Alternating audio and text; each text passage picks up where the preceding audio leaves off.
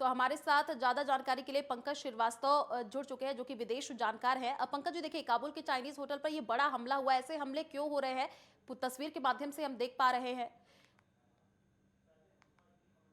देखिए आयुषी जी, सबसे पहली बात तो ये है कि जो काबुल में चीनियों को लक्ष्य करके हमला किया गया है, इसके पीछे बड़ा कारण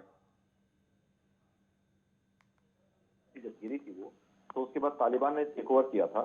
तो सबसे पहले उसे डिप्लोमेटिक आश्रय देने वाला देश जो था, चीन था। चीन ने तालिबान का एक डेलीगेशन अपने देश में बुलाया था, बीजिंग में, और वहां बुला करके उनसे बातचीत की थी आगे के लिए। मतलब चीन ने ये दिखा दिया था कि सरकार चाहे हामिद करजई की रहे या फिर बंदूक की नोक पर सत्ता हथियाने वाले तालिबानियों की, चीन वहां बने रहना चाहता है हर कीमत पर। जी। और ये बात जो है तालिबानियों को उजागर हो गई कि जो चीन है वो बहुत सारे उपक्रम चला रहा है वहां पर, लेकिन बहुत सारे उपक्रमों को में आधे अधूरे छोड़ करके भाग भी जाता है। चीन का असल मकसद अफगानिस्तान से ये जो तांबे की जो सबसे बड़ी खदानें हैं वहां पर, बदखशान और आसपास के इलाकों में, वहां से तांबा निकालना है।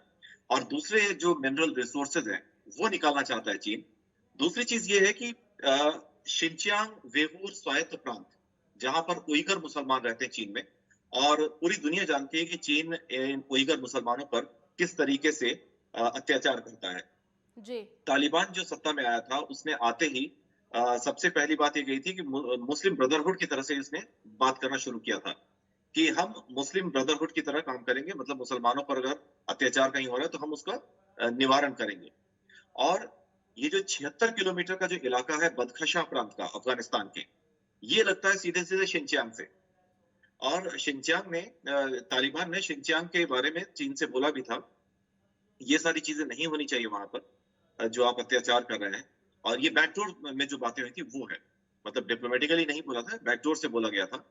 तो चीन ने इसका कोई जवाब नहीं दिया था, लेकिन तालिबान जो थे ये एकदम कृत संकल्प थे कि हम आएंगे तो अपने उइगर भाइयों की रक्षा जरूर करेंगे। और ये जो चीन का जो अत्याचार है उइगर मुसलमानों पर, ये बदस्तूर जारी है। बहुत सारे कंसंट्रेशन कैंप चला रखे हैं इन लोगों ने, और इन लोगों की हत्याएं भी करते हैं। इनके जो अंग हैं उइगर मुसलमानों के, ये निकाल के अपने लोगों को लगाते हैं, जैसे किडनी हो गया, लीवर हो गया, और भी दूसरे अंग हो गए।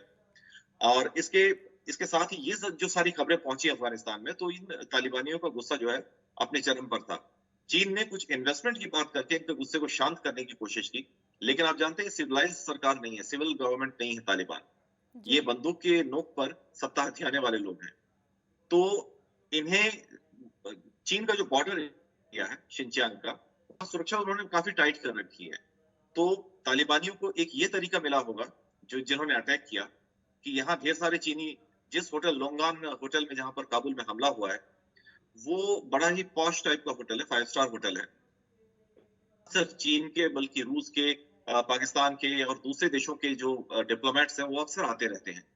इस समय चीन वालों की कोई बैठक चल रही थी, सुना जाए और चीन का कोई चीन का चीन कोई का पाकिस्तान में शायद वो भी मौजूद था। अभी तस्वीरें साफ नहीं हुई हैं कि कितने लोग हताहत हुए इसमें, अभी क्या स्थिति है। सिर्फ हमारे पास जो खबरें आ रही हैं वो ये है कि एक बड़ा धमाका हुआ है और साथ में कुछ लड़ाके बंदूक से गोलीबारी करते हुए होटल के अंदर दाखिल हो गए हैं। तस्वीरें कुछ देर बाद तक साफ हो पाएंगी जब ये पूरा मामला निबट जाएगा। इन लोगों ने चीनियों को हमला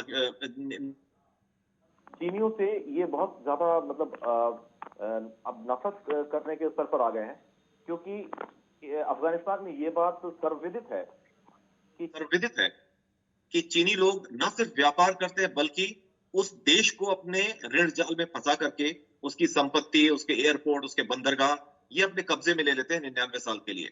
और वो देश श्रीलंका का हमारे सामने उदाहरण है, हम्म। किर्गिस्तान हमारे सामने उदाहरण है, जिबूती हमारे सामने उदाहरण है। इस तरह से बहुत सारे देश उदाहरण है हमारे।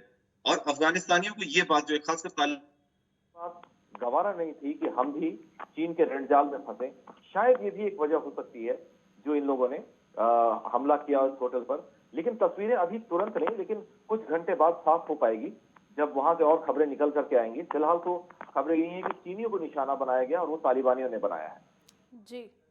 पंकज जी देखिए, होटल में चीनी राजदूत समेत कई मेहमान भी मौजूद, और इससे पहले कई हमले हुए, अभी काबुल में हुए, उसके पहले पाकिस्तान में हमले हुए। तो क्या इससे पहले यहाँ पर प्लानिंग प्लॉटिंग के जरिए ये हमला होता है? पहले ही प्लानिंग की जी जाती है? बिल्कुल। ये तस्वीर क्योंकि जी काफी भयावह है। जी बिल्कुल, ये पूरी योजनाबद्ध तरीके से हमला करते हैं और इनके मुखबिर बताते हैं कि कहाँ, कब, क्या हो रहा है। और खासकर देखिए, चीनियों के बारे में न सिर्फ अफ़गानिस्तान, अगर हम्म। आप केन्या से आप खबरें जुटाएँ, तो आपको पता चलेगा कि वहाँ पर चीनियों को चोर बोला जाता है। सीधे तौर पर चोर बोला जाता है। मोज़ाम्बिक में इन्होंने बहुत सारी खदानें जो है वहाँ पर, वो अपने कब्ज़े में कर रखी हैं। पट्टे पर ले रखी हैं। अभी युगांडा में एंटेबे एयरपोर्ट जो था, अंतर्राष्ट्रीय एकमात्र एयरपोर्ट है उनका, वो 99 साल के पट्टे पर ले रखा है क्योंकि उन्होंने कर्जा नहीं चुकाया। तो चीन पूरी दुनिया में इस समय बदनाम है देशों की मदद करके उन्हें अपने कर्ज जाल में फांसने के लिए और उनकी खनिज संपदा, जो प्राकृतिक संपदा है, उसे लेने के लिए। तो इसका बदला जो जिस तरीके से ले रहा है, वो ले सकता है, मतलब जो लेना चाह रहा है, वो ले रहा है। और तालिबानी सिर्फ बंदूक की भाषा जानते हैं। हम्म। ये लोग भी जब बंदूक की नोक पर सत्ता हथियाए, तो इनको बस एक ही तरीका मालूम है कि या तो सब लोग बंदूक के डर से चुप बैठे रहें, नहीं तो हम उन्हें बंदूक की गोलियों से चुप करा देंगे। ये तालिबानियों का सीधा सा उसूल है।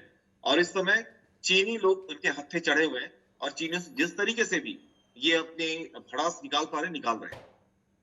जी पंकज जी, देखिए काबुल में चाइनीज होटल में ये गोलीबारी जारी है, तस्वीर जो आ रही है काफी डरावनी है। चलिए, शुक्रिया तमाम जानकारी साझा करने के लिए।